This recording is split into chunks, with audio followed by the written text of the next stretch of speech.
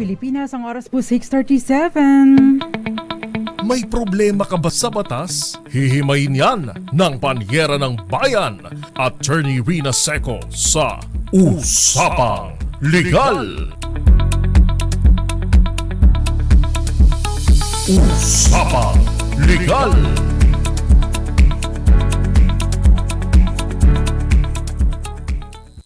Usapang Legal. Magandang gabi Pilipinas, ito pa ang programang DZRH Usapang Legal kasamang Panyera ng Bayan, Attorney Rina Seco para sa DZRH. Una sa Pilipinas, una sa Pilipino. Usapang Legal. Kumusta po kayo ngayong 8 na sa buwan ng Abril? Petsa de peligro pa pala dahil ngayon ay 8 pa lang. Medyo matagal-tagal pa ang swelde pero bukas ay holiday. Tomorrow is a regular holiday kaya yung mga papasok po bukas ay entitled sa ekstrang bayad. Doble! Usapang Legal. Pagkatapos next week, tamang-tama naman. Kailan ba yung holiday? Kailan ba yung holiday? Thursday? Monday, Thursday? Anong petsa yun? Kasi medyo mahaba-haba po no? Tama, nakasweldo na tayo. Yun naman ang mahalaga doon dahil marami po sa atin na magsisiuwian sa mga probinsya, sa mga lalawigan. Kaya kailangan ng pera, ng budget. Usapang Legal. Siyempre, kailangan magpa-full tank para sa mga magdadrive. Pero i-ready na po yung inyong mga sasakyan bago ang pagbabiyahe next week. Anyway, magandang gabi po sa inyong lahat. Pag-uusapan po natin tonight ay may kinalaman sa problema sa lupa. No? Alam ko naman na paborito ng ating mga tagapakinig ang usaping lupa. Usapang Legal. Lalo na po yung may kinalaman sa pagbawi ng mga lupa na ninakaw dahil ang sabi po ng isa nating texter ay, attorney, ninakaw po yung lupa. Kung ano po ba ang pwede kong gawin at ano raw ang pwedeng ikaso sa nagnakaw? Usapang Legal. Ayan, ayaw lang po niyang magpa-mention ng kanyang pangalan pero yan po ang kanyang message. Kaya naman I hope you are tuned in tonight para po mabigyang linaw ang inyong katanungan. Okay? Para po sa ating mga tagapakinig, kung kayo po ay nasa komplikado na talagang sitwasyon at kailangan na po talaga ninyong magsampa ng kaso sa korte, pinakamainam pa rin po yung personal na pagkonsulta face-to-face po sa isang abogado na inyong pinagkakatiwalaan. Usapang Legal. Gamitin lamang pong guide ang ating talakayan tonight para po naman kahit papaano ay kapag dumulog kayo sa abogado, alam na po ninyo ang inyong mga dadalhin, alam na po ninyo ang mga impormasyon na kailangan ninyong i-relay para po mas makakuha kayo ng tamang advice or tamang ano ba sa Tagalog yung advice? Payo, no?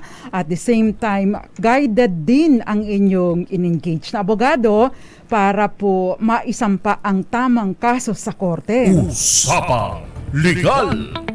So, pag-usapan po natin ang tungkol sa pagbawi ng ninakaw na lupa. Kasi yun po ang ginamit niyang phrase attorney, ninakaw ang lupa ko, ano po ang pwede kong gawin at ang ikaso, no? Sa nagnakaw. So, dalawa pong aspeto ang tatalakay natin kasi hindi malinaw kung yung titulo ng property ang ninakaw o yung mismong lupa, no? In short, na land grab or land grabbing ang tawag doon sa pagnanakaw ng lupa, hindi po ba? Usapang Legal. So tatalakayin po natin ngayon ang dalawang aspeto ng pagnanakaw ng lupa. Ayan, no? Kasi kapag po titulo lang ang ninakaw, iba pong hakbang ang maaari ninyong gawin, iba rin naman ang hakbang kung sakasakali yun pong mismong lupa ang ninakaw, ibig sabihin agaw lupa, no? Kung kayo po ay nabiktima nito. Marami pong pagkakataon, or marami pong paraan kung paano naaagaw ang ating lupa. Yung iba, no, may nagpepeke ng mga deed of conveyance, no? Ano ba yung deed of conveyance? Yung dokumento kung paano na ililipat ang pagmamay-ari ng property. Pwede po yan yung deed of sale, pwede po dyan yung deed of donation, o pwede din naman yung extrajudicial settlement of estate, o kung ano pa mang dokumento. Pwede din yung deed of assignment. Usapang Legal. Yan. So nalilipat po ang pagmamay-ari ng property, no? Kapag kaganyan. So marami po tayong dapat na tandaan, no? Para kung sakasakali po na tayo ay mabiktima nito, kasi alam mo, common, ano? Na kapag ka may nagsettle ng estate or hindi pa man nagsisettle ng estate, yung kapatid, yung kaanak, yun po ang ng aagaw ng lupa, at dyan mismo, no, yan po yung pinaka-prone, no, or madalas na nangyayari yung pamimeke ng dokumento. Bakit? Kasi syempre kayo lang naman ang nakakaalam ng mga pirma-pirma ninyo, hindi po ba? Pati na yung mga detalye, no, ng isa't isa. Usapang Legal. Ayan. Kaya naman, if you have questions, 0919-282-6485. Pwede din po kayo magpadala ng inyong questions bilang comments sa ating DZRH TV 4K live stream sa YouTube, sa DZRH News Facebook page, at DZRH News Television Facebook page. Usapang Legal. Pwede din po kayo magpadala ng inyong mensahe sa 0919-282-6485. Yan po ang ating text check. At susubukan po nating sagutin ang inyong mga katanungan. Magandang umaga, magandang tanghali, magandang gabi po sa inyong lahat. Lalong-lalo na yung mga nakatutok sa atin sa Facebook, sa YouTube. Dahil si Rudy Valpalma, sabi niya, magandang gabi. Nice topic for tonight. Thank you very much. Magandang gabi din po sa iyo, Aunt May, nanonood sa atin. Nasa Hong Kong ka ba, Aunt May? Magandang gabi din po sa inyo, Rowena Bagay, at iba pang mga nakikinig sa atin. Magandang gabi sa iyo, Kenneth Arevalo, birthday boy, Eduardo Narvaez. Magandang gabi din sa iyo, Archie Valencia dyan sa Zamboanga City, si Willie Rilador, Annalisa Seco, Rodel Anasio. Magandang gabi, Ivy Gutierrez, at syempre pa hindi nawawala ang ating suking tigpaminaw, Gael Enriquez at Tita Ami Miraflor Garcia. Ganyan din sa iyo, Zoraida Falorina, si Jody Zay, Grace Recta, Cherry Sumagaysay, Mercy Garcia, at Kenneth Arevalo. Usapang Legal. Sila po yung mga nakatune in tonight sa DZRH DZRH News. Titingnan natin yung nasa DZRH News Television na madalas na nanonood sa atin. Magandang gabi po sa inyong lahat. At yung mga iba, suglit lang. Hindi ko kasi makita Iniisa-isa ko pa para naman. Magandang gabi sa iyo, Mirna de la Cruz, Amon Biton, Mary Ann Santos, si Alan Evaristo, Loida Hilado, at Myra Azores, Marites Liedo, Ma'am Grace Recta, gayon din sa iyo, Reggie Mabitad, at Miss Joy Garimbao. Usapang Legal. Okay, maganda pong talakayin natin itong mga detalye ng questions kasi napakarami pong aspeto nitong question, or may ibang aspeto ng questions na ng question na ito. Isa lang yung question pero napaka-meaningful kasi hindi malinaw kung ito ay nakaw lupa, no? Dahil ang question na ay ninakaw ang lupa ko, ano ang pwede kong gawin at ano ang pwede kong ikaso? Nakaw ng kopya ba ito o nakaw or physical na paglaland grab, no? O kaya ay pagnanakaw ng ownership sa pamamagitan ng peking dokumento. Ayan. So, paano po ba ito ninakaw? Kung physical copy po ng titulo, like the certificate of title or owner's transfer certificate of title, yung papel mismo na inisyo po ng Register of Deeds, kung ito po ay ninakaw, no?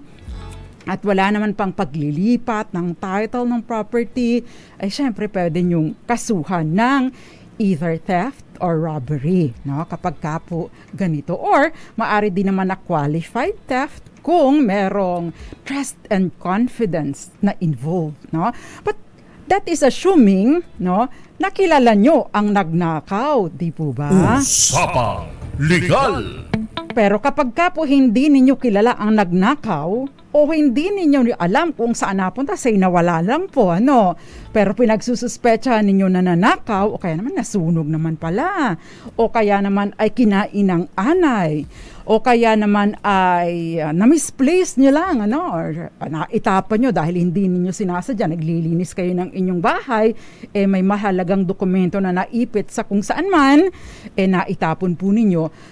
syempre, ibang action po ang isasampa natin. Ito po yung tinatawag na petition for issuance of Certificate of Title or Transfer Certificate of Title. Usapang Legal. Note na ito po ay isang petisyon sa korte. Ibig pong sabihin magsasampa po kayo ng kaso at kailangan ninyong patunayan na kayo ang may-ari at nawawala ito, hindi ito napunta sa kung kanino man kasi napakarami pong pagkakataon. Mag-asawa nag-aaway. Yung isa, naghiwalay na. Yung isa, nasa kanya pala yung kopya ng title ng property. Pero, yung isa, dinideklara niya na nawawala, Bakit? Kasi gusto niyang magkaroon ng kopya para maidispatcha niya ang title, maidispatcha na ang property. Usapang Legal. Common po ito sa mga nag-aaway na mag-asawa or naghihiwalay na mag-asawa. Pero wag po ninyong gagawin dahil kung kayo naman po, ay magpepeke nito, idideklara ninyo na missing ang inyong kopya ng titulo or owner's duplicate copy.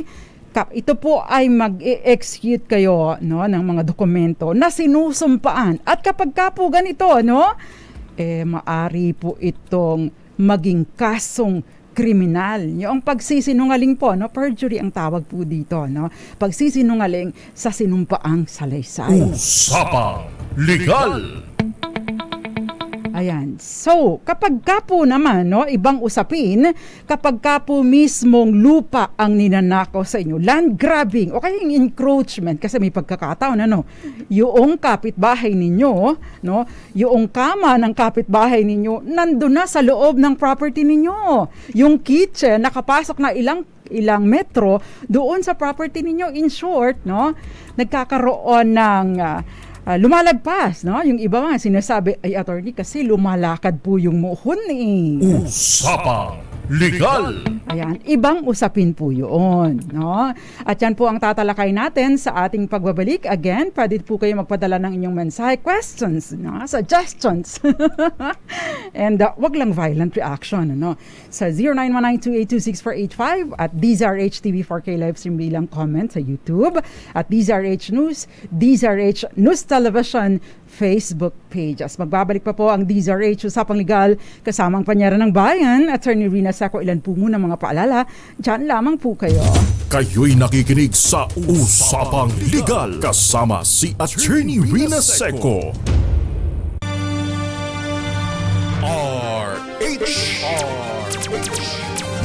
Kayo'y nakikinig sa Usapang Legal kasama si Attorney Rina Seco. Usapang Legal. Nagbabalik po ang DZRH Usapang Legal kasamang Panyera ng Bayan, Attorney Rina Seco. Before we proceed, meron po tayong report mula kay RH5 Val Gonzalez, retired U.S. Navy serviceman na driver ng SUV na nag-wild sa Fairview, Quezon City, hawak na ng pulisya. Ang report, RH5 Val Gonzalez. Attorney Rina, kinumpirma ngayon ng Quezon City Police District na aresto ng suspect na sangkot sa aksidente sa Fairview, Quezon City na nag-viral sa social media. Ayon kay QCPD District Director, Police Brigadier General Delesio Buslig Jr., ang suspect na si Edgardo Binoya, 68 na tugurang, isang pirasong U.S. Navy serviceman at residente ng Makati City na harap sa kasong reckless imprudence resulting in multiple damage to property. Sa viral video, makikita ang bumanggang minamaneho nitong si Binoya sa likuran ng isang nakatigil ng Toyota Hiace van, pero habang iniimbestiga na ng operatiba ng mobile patrol ng QCPD Station 5, ayaw magtas paharuro ng sasakyan ng suspect. Pagkatapos ng pag-ikot-ikot ay bumangga uli sa dalawa pang mga sasakyan na bagamat 3 sasakyan ang natira, pero maswerteng walang nasaktan sa insidente. Dahil dito ay nagpaalala at QCPD District Director Buslig sa publiko na tiyaking maayos ang sasakyang imamaneho, lalo na ngayong nalalapit ng exodus na mga magsusiwi sa iba't ibang mga probinsya dahil sa Semana Santa. Ako si Val Gonzalez, DZRH una sa Pilipinas, una sa Pilipino. Usapang Legal. Maraming salamat sa iyo, RH5 Val Gonzalez. Usapang Legal! Ipagpatuloy po natin ang ating talakayan kaugnay sa pagbawi ng ninakaw na lupa. Binanggit na po natin earlier before we pause for commercial kapag ka yung physical copy ng titulo ang ninakaw. Maaari po itong theft o kaya naman ay robbery, qualified theft, depende po sa circumstansya. Kapag ka simpleng nakaw lang, I don't know if there is such a thing, Kapag ka simpleng lakaw lang, wala pong involved na trust and confidence, wala pong involved na violence, threat or intimidation, ito po ay theft. Kapag ka po merong violence, threat or intimidation, ito yung tinatawag na robbery. Kapag ka naman po ito ay may involved, na bagaman at walang intimidation, walang force o walang pananakot, pero merong isang taong pinagkakatiwalaan nito and yet ninakaw ng pinagkakatiwalaan, o kaya naman inappropriate ng isang taong pinagkakatiwalaan nito, ito po ay pumapasok doon sa qualified theft. Usapang Legal! Paano naman po, kapag ka po ninakaw, yung physical, say for example, yung nakaw lupa mismo, hindi yung titulo lang, dinamay pati yung occupation ng property o kaya naman po ay gamit ang mga peking dokumento, inilipat sa kanyang pangalan o sa pangalan ng nagnakaw o kaya naman ay ginawa ng peking deed of sale at or special power of attorney pagkatapos nag-execute ng deed of sale at inilipat ito sa ibang tao. Yun ang napaka-delikado. Usapang Legal! Kapag ka po nailipat ang title sa property doon sa nagnakaw o sa kaya naman po ay sa ibang tao sa pamamagitan ng mga peking dokumento, unang-una, dalawa pong aspeto ito. Pwede po ang kasong kriminal o kaya naman po ay pwede po ang kasong civil. At although pwede rin po ninyong dalawahin ang kaso both civil at criminal case. Usapang Legal! Kapag ka po ang gusto nyo lang ay bawiin ang pagmamay-ari ng property, na hindi nyo, ayoko nang ipakulong attorney, gusto ko lang mabawi. Meron pong tinatawag na action reivindicatoria or recovery of ownership. Kapag ka po naman pati occupation, ibig sabihin possession ng property, inokupa na, kasama ito po yung tinatawag na action publishana. So, recovery of possession. Pwede pong pareho dahil, napatituluhan ng property sa kanyang pangalan o kaya naman po ay kinuha pati yung possession or siya na ang nakaposisyon sa property, pwede pong both ito. Usapang Legal! May pagkakataon naman na hindi pa po umaabot sa pagpapatitulo ng property. Ibig pong sabihin, merong deed of sale, merong deed of donation, merong deed of assignment o kung ano pa man, pero kayo pa rin ang nako-occupy sa property, wala pa namang, hindi pa naman umaabot sa pagpapatitulo, pwede po kayong magsampa ng hakbang. Yung petisyon, tinatawag na quieting or action for quieting of title. Usapang Legal! Ano ba ang ibig sabihin nito? Ang action for quieting of title, nangangahulugan po na hinihiling ninyo sa korte na mula sa panahon na naisampa or naideklara, mula sa panahon na nagkaroon ng desisyon ng korte, lahat ng any document na nagsasabi na ito binenta ito o ito na issuean ito ng ganitong dokumento na mga peke, ibig pong sabihin idideklara ito na hindi totoo, void, walang bisa, and nililinaw na kayo nga ang nagmamay-ari at walang cloud o walang duda, walang anumang pagdududa sa pagmamay-ari ninyo o sa inyong document sa inyong property. Usapang Legal! Napaka-komplikado po so depende sa sitwasyon lagi. Alam niyo naman ng mga abogado, depende sa sitwasyon. Sabi nga, it's depend.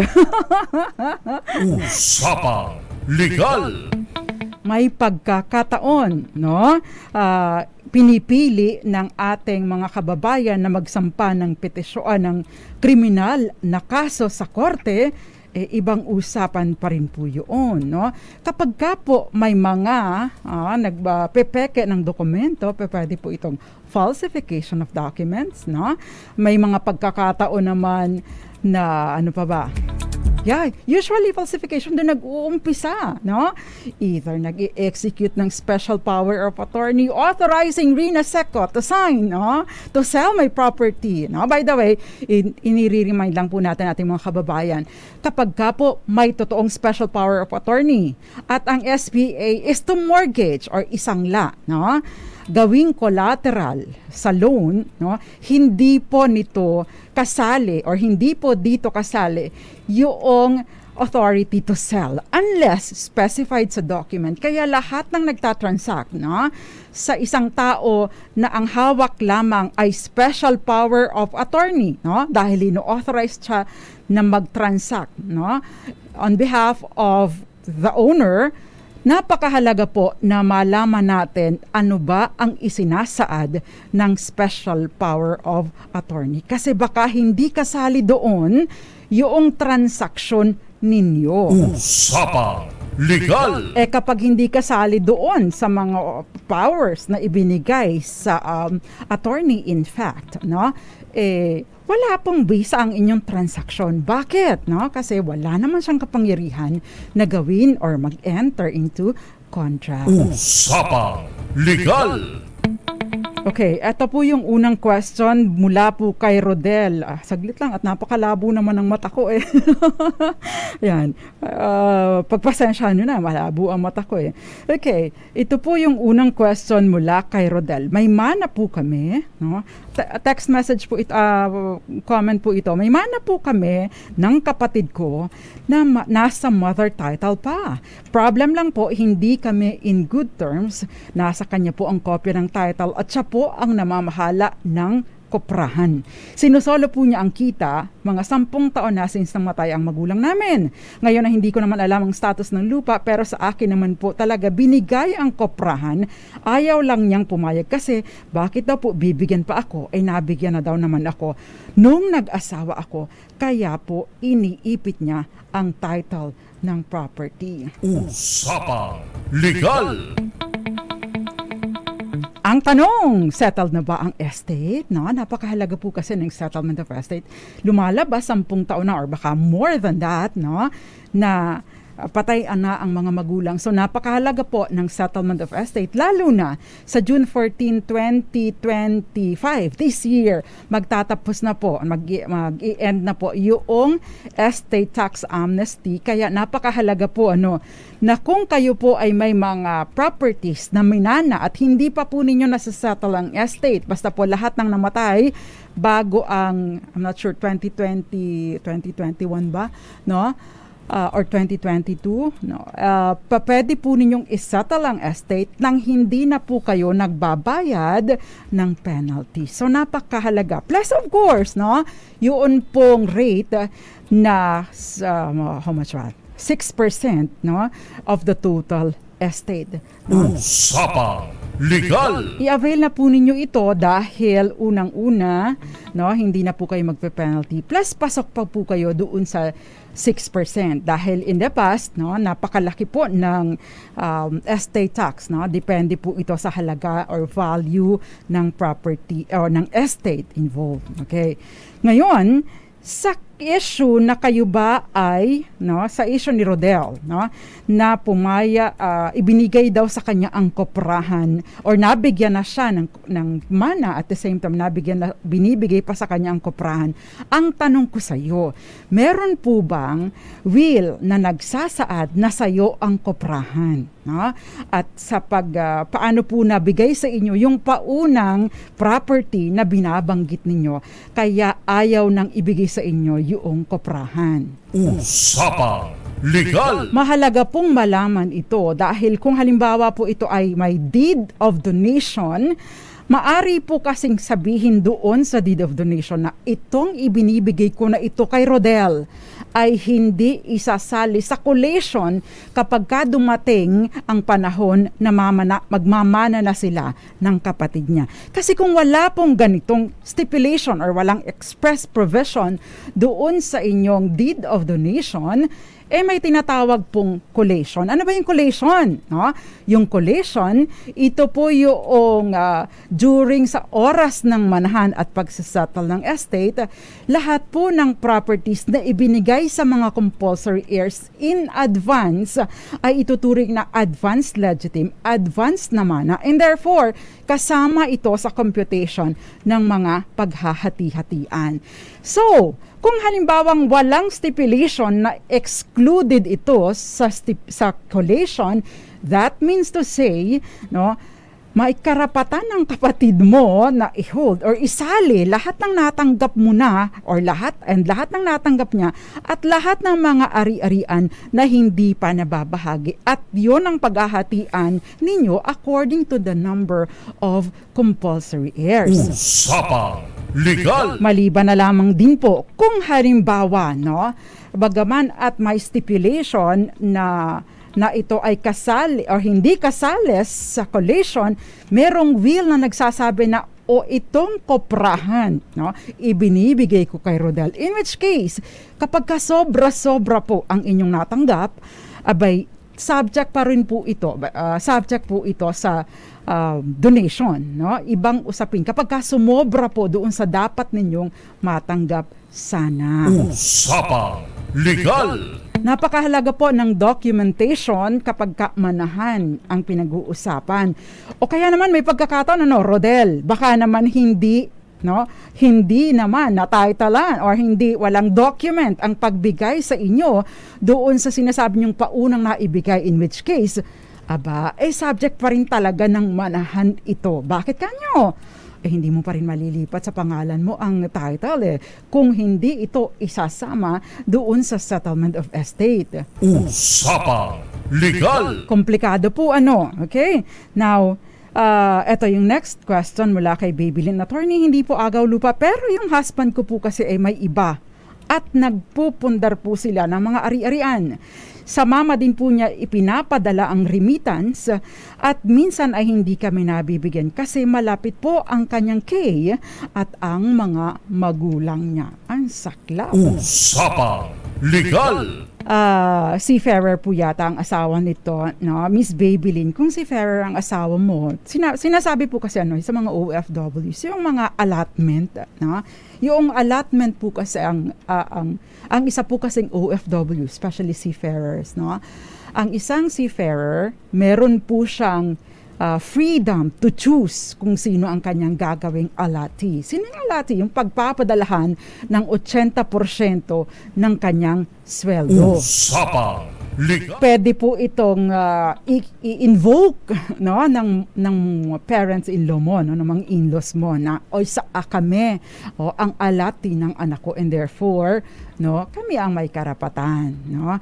But no, kung kayo po ay kasal ng mister or ng mister ninyo, ng partner ninyo, maari po kayong pumasok doon sa 9262 Vowsy. Bakit? Kasi ito po ay kung halimbawa hindi kayo nasusustentuhan, bagaman at may kakayahan naman, hindi po ba ito po ay itinuturing na economic abuse, which is a criminal case. Usapang Legal. Pwede, unang-una po ninyong gawin, pwede po kayong magpadala ng demand letter, no? Sulatan po ninyo yung inyong asawa, no? Ilinaw po ninyo kasi napakahalaga po sustento. Pangalawa, invoke po ninyo yung inyong karapatan bilang asawa and therefore, no? Tulad ng mga binabanggit na natin lagi-lagi, yun pong sweldo ng inyong asawa. Kayo po ay nagmamay-ari din ito because, no, ang sweldo ay tinuturing na conjugal asset. Usapang Legal. In the same way, kung kayo po ay nagtatrabaho, no, Mrs., kung kayo po ay nagtatrabaho, yung sweldo ninyo ay conjugal property din po ninyo, conjugal asset ninyo ng inyong mister. Usapang Legal. Ayan. So, take note of that, ano? Yun pong mga pinagkakaitan ng sustento, samantalang meron namang kakayanan, pwede po ito na gamitin ninyo, yung RA 9262. Samantala, yun pong halimbawa kung yung inyong asawa, no? Miss Babylin, kung yung asawa po ninyo, no, ay nakikisama sa ibang babae habang kayo ay kasal pa, ito po ay maaaring ituring na concubinage. Dahil ano ba yung concubinage? 3, no? Maaaring itinitira sa conjugal dwelling ninyo, ipinisan sa inyo, o kaya naman ay itinira sa ibang bahay, o pwede dun sa in-laws ninyo, o kaya naman ay ibinaha, sex under scandalous circumstances, o kaya ipinangangalandakan, no, na siya ang asawa samantalang legally married pa sa inyo. Ito po ay concubinage na maaari ninyong gamitin. Hindi mo ba ibibigay yung mga dapat na obligasyon mo sa amin? Sige, sampahan kita. Concubinage at RA 9262. Usapang Legal. Take note din po, ang pangangaliwa ay form or uri ng emotional or psychological abuse na mabigat din po ang parusa sa ilalim ng batas. Usapang Legal. Okay, problema ni Pitchy. Problema po namin, nasunog ang original owner's copy ng title. Ang naiwan na lamang po sa amin ay yung tax declaration at certified true copy ng TCT galing sa RD. Ano po ang gagawin? Okay. Kung ito po ay, yung tax deck po, napakadali lamang pong masecure niyan, pupunta lang po kayo sa assessor's office. Pero yung title, original owner's copy, again, kakailangan po ninyo magsampa ng petisyon sa korte for reissuance of certificate or transfer certificate of title. Usapang Legal. Pero unang-una pong hakbang na gagawin ninyo, ay kayo po ay mag-execute ng affidavit of loss stating kung paano ito nawala. Dahil ito'y nasunog, So, stating na nasunog, mahalaga din po na meron kayong report, ng nagkaroon nga ng sunog at kasama ang inyong bahay o kasama ang inyong ari-arian or pinaglalagyan ng title, doon sa nasunog. So, importante po ito. At ipapa-annotate po ninyo, sa Register of Deeds ang affidavit of loss at pagkatapos once annotated, kukuha po kayo ng kopya ng yung tinatawag na certified true copy ng title at yung certified true copy ng title with the annotation. At syempre, sisinupin na po ninyo ang ibang mga dokumento at mag-coordinate na po kayo with your lawyer para maisampa ang petition for reissuance of certificate or transfer certificate of title. Napakahalaga po na kayo ay mag-coordinate agad sa abogado dahil may mga hokus-pokus po kasi mga nangyayari sa ibang lugar Usapang Legal. Mahaba pong proseso ang reissuance of title, kaya importante po na sinisinop ang ating kopya. Magandang gabi sa iyo. Sino pa ba ito? Dennis Villanueva, Jerry Sumagaysay at maraming iba pa. Uy, hirap daw nang may kahati sa sweldo. Ay, hindi ba pagka nag-asawa kayo, automatic naman yon na sharing, you put in common funds, yung iba nga, full entrega Ito po yung question ni Rhea before we pause for commercial. May mana po kami na lupa mula sa aming mga magulang kung nawawala po ang kopya namin ng title, tapos wala na po ang mga may-ari na nasa title. Sino pa magpa-file ng affidavit of loss?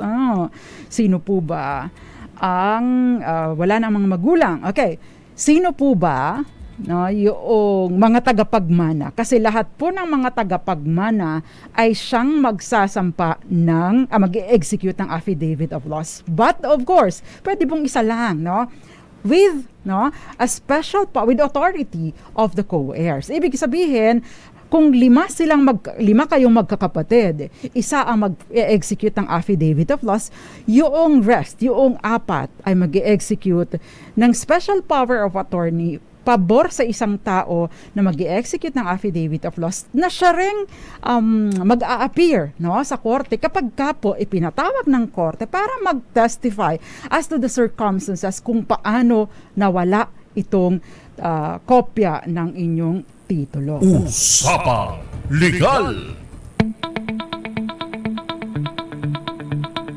In the same way, meron palang kasing question dito, ninakaw na titulo tapos naibenta na ang lupa. Kung ninakaw ang titulo at naibenta na ang lupa ay, no, napakahalaga po kung ninakaw at the moment na ma-realize ninyo na nawawala ang title, execute an affidavit of loss, ipa-annotate ka agad sa Register of Deeds. Bakit? Kapag ka po na-transfer sa isang innocent purchaser or buyer in good faith ang title ng property or naibenta ito sa third party na walang kamalayan, no? Nananakaw pala ang title, no? At nailipat ito sa kanyang pangalan, malaki pong problema because wala naman siyang karapatan wala naman siyang kaalaman and therefore nagkakaroon po siya ng karapatan sa property. Usapang Legal. Kaya kapag na-realize po ninyo na nawawala ang kopya ng title, execute an affidavit of loss, pero hindi po nagtatapos doon. Dapat ipinapa-annotate dahil, no, yung annotation ang nagsisilbing warning sa sino mang taong gustong mag-transact, gustong bumili, gustong mag-lease sa property o kaya ay mag-mortgage sa property. Mahalaga ang annotation. Again, this serves as a warning so that anybody na magta-transact sa property knowing na merong annotation doon sa likod ng title, kahit hindi pa niya alam, pero nandoon sa naka-annotate, no? Siya po ay in bad faith and therefore walang karapatan na malilipat sa buyer or lessee in bad faith. Usapang Legal. Magko-commercial po muna tayo. Merong question dito before we pass for commercial. Ito, na-extend ako, no? May karapatan po ba ang kapatid ko na kunin ang lupang binigay sa akin ng aking mga magulang? Nakapangalan na po sa akin ang lupa mula pa noong buhay pa ang mga magulang namin. Binenta po ang parte ng lupa na hindi ko alam at yung buyer ay nagtayo ng building. Nagbabanta silang kakasuhan ako. Ano po ang dapat kong gawin? At syempre pa, meron pang ibang mga questions dito. Iniipit na titulo. Ito pang may question, deed of conditional sale, yan pong abangan ninyo sa ating pagbabalik. At syempre pa, yung peke ang title na ginamit as collateral sa loan, no? I-mortgage. Naku, yan po. At iba pa ang tatalakay natin sa ating pong pagbabalik. Elmar DC, magandang gabi sa iyo. At Joy Jimenez, dyan sa San Mateo, Rizal, Jody Sai, Aunt May, at maraming iba pa sa ating pagbabalik. Yung pong mga questions na naiiwan pa. Dyan lamang po kayo. Kayo'y na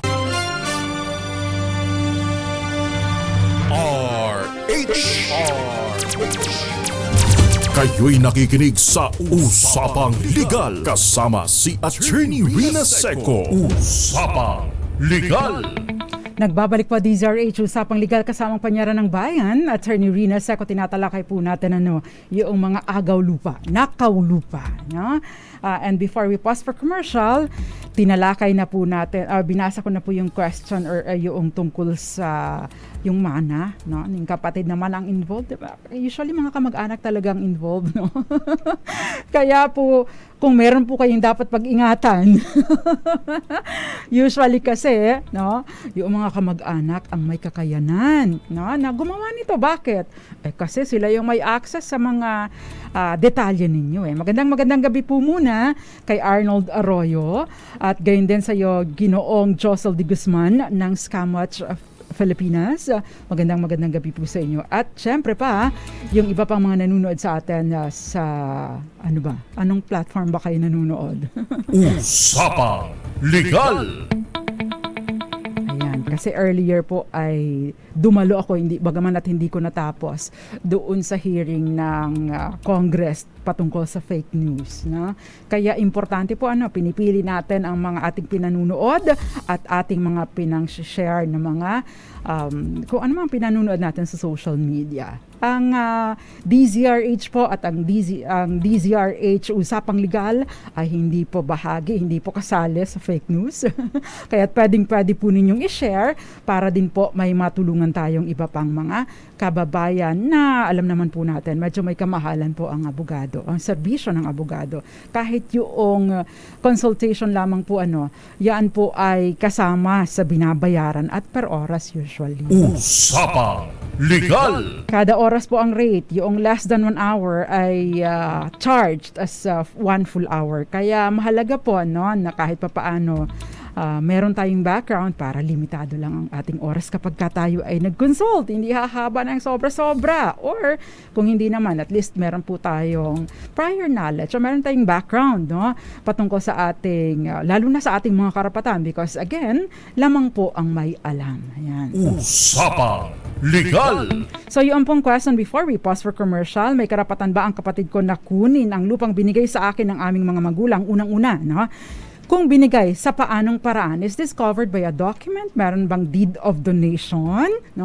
Kasi sabi mo bigay. Kasi kung wala pong deed of donation, walang written deed of donation. Kasi, di ba, requirement po ng valid donation is that it is in a public instrument. Paano ba nagiging public instrument? Siyempre, written, notarized, at meron pa pong ibang requirement na ito ay dapat ay accepted. Tinanggap ninyo, merong written acceptance ng donasyon at itong pagtanggap na ito ay communicated to the donee doon sa to the donor doon sa nagbigay bago pa man siya kunin ni Lord. Usapang Legal. Kung wala po ito, again, babalik po ito doon sa bahagi ng estate ng namatay and therefore, may karapatan ng kapatid mo na hindi kunin ang buo, kundi isali sa paghahatian ninyong mga compulsory heirs. Now, ito naman, nakapangalan na sa kanya ang lupa mula pa ng buhay pa ang magulang nila. Okay,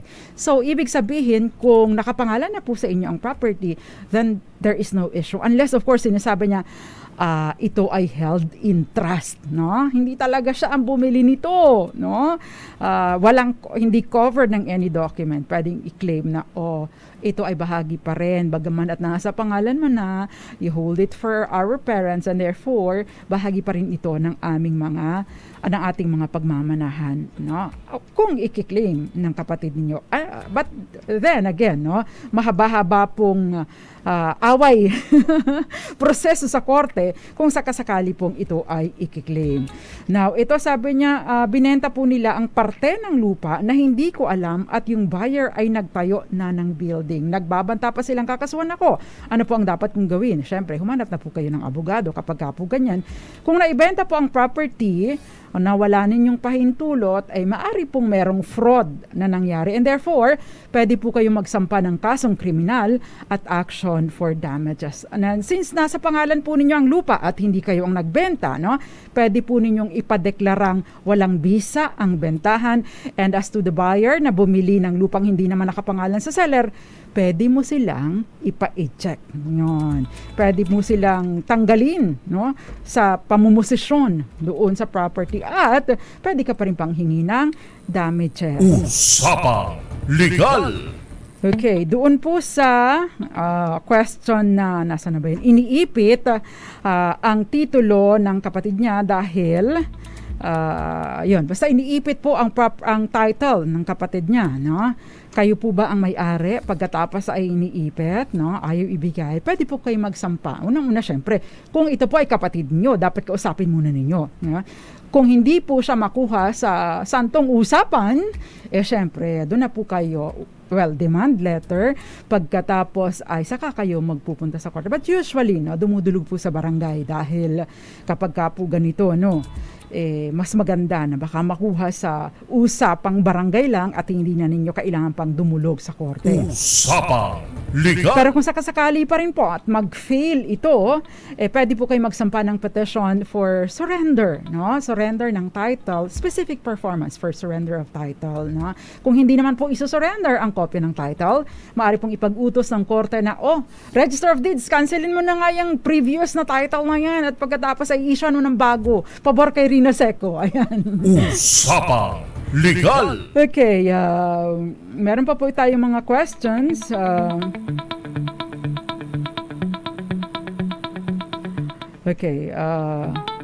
Ang conditional sale, tinatanong niya ano po yung conditional sale at deed of sale. Yung conditional sale po, nakakondisyon. Usually merong kondisyon bago pa mailipat ang pagmamayari ng property. This usually happens, no? Kapag ka po atado or installment ang pagbabayad sa property. Now, yun pong deed of sale or tinatawag din nating deed of absolute sale, nagkabayaran na ng buo, no, at kumbaga tapos na, no, ang transaksyon, no, nabayaran na ng buo at therefore dapat mag-execute na ng deed of absolute sale. Reminder lang po, kapag ka po kayo ay bumibili ng property at nagbabayad kayo ng pagado or buo, make sure na kaliwaan po kayo sa mga dokumento. Importante ang kopya ng titulo, no, in the possession of the seller, because isinusurrender po ito kapag ka po kayo ay titulo na sa inyong pangalan or magta-transfer na ng title under your name. Usapang Legal! Marlo Reyes, magandang gabi sa iyo. Joseph Abalos at yung Cole Legacy, magandang gabi po sa inyo. Yung mga iba pang nanonood sa atin sa iba't ibang social media platforms, magandang gabi. Pasensya na kayo, hindi ko nadala yung isa kong phone para tingnan ang inyong mga pangalan. Sabi niya pa, attorney, paano po kung peke ang title na ginamit as collateral sa loan? Ay nako, eto na nga po. Falsification of public documents by a private person. Kasi kung ito po ay ginawa ng isang private person, pagkatapos ay pineke, no? At meron ito, syempre, it is a public instrument or public document because of the notarization. Therefore, no, ito po ay falsification. At pwede rin pong pumasok doon sa tinatawag nating estafa through use of falsification of public documents. Yan. Ito po ay nagre-range mula sa 12 years hanggang 12 years and 1 day hanggang 20 years ang parusa. Kaya no? Ingat-ingat, no? Napakabigat na parusa sa falsification, no? Kaya ingat po rin sa ating mga dokumento. Usapang Legal! Okay, itatanong ko lang po itong problema namin. May mana po kasi ang mama namin na ilipat sa pangalan niya. Pero hiniram po ng kapatid niya ang title pangpiyansa sa anak niyang nakasuhan sa droga. Namatay po ang anak niya pero nagtataka kami, hindi pa din po binabalik ang title. Yun pala, binenta na niya sa iba gamit po ang peking deed of sale. Usapang Legal! Yung pamimeke po ng signature ay constitutes falsification under po sa ating revised penal code. So, yun, pwede po yung usigin sa ilalim noon. Sa isa pong kaso, itong Spouses Peralta versus Heirs of Abalon. This is 2014 case, no? Sabi po na ang sabi po ng Korte Suprema, yun pong peking dokumento, no, ay hindi maaring pag-ugatan. Hindi maaring pag-ugatan, no, ng valid title, and therefore pwede po ninyong ma-recover pa din ang property. Usapang Legal! Okay, yan po ang binubuo ng ating talakayan tonight. Magsama-sama po ulit tayo on Thursday. Sa mga hindi pa po nakakaalam, no, Tuesdays and Thursdays na lang po tayo dahil marami busy po eh. Anyway, maraming salamat sa iyo, Rias Soto, Mario Reyes at iba pa. Again, magandang gabi po sa inyo. Ayun, problema din niya. Naku, sorry naman, no? Kung ganyan po ang inyong mga nararanasang problema. Magandang gabi po sa inyo. Josel de Guzman ng Scamwatch Pilipinas. Magandang gabi din po sa inyo, Ginoong Mauricio. Nakalimutan ko yung name nyo. At syempre pa yung mga nakikinig sa atin sa Marinduque. Magandang gabi po sa inyo. Te Patring Zoleta, magandang gabi and happy birthday po sa inyo. Usapang Legal! At lahat po ng nagsa-celebrate ng kanilang kaarawan this month, happy birthday po sa inyo. Nakasama po natin tonight sa kabilang side si Billy Domingo at syempre pa mga taga-RH TV. Ako naman po ang panyara ng bayan, Attorney Rina Seco para sa DZRH. Una sa Pilipinas, una sa Pilipino. Sumainyo ang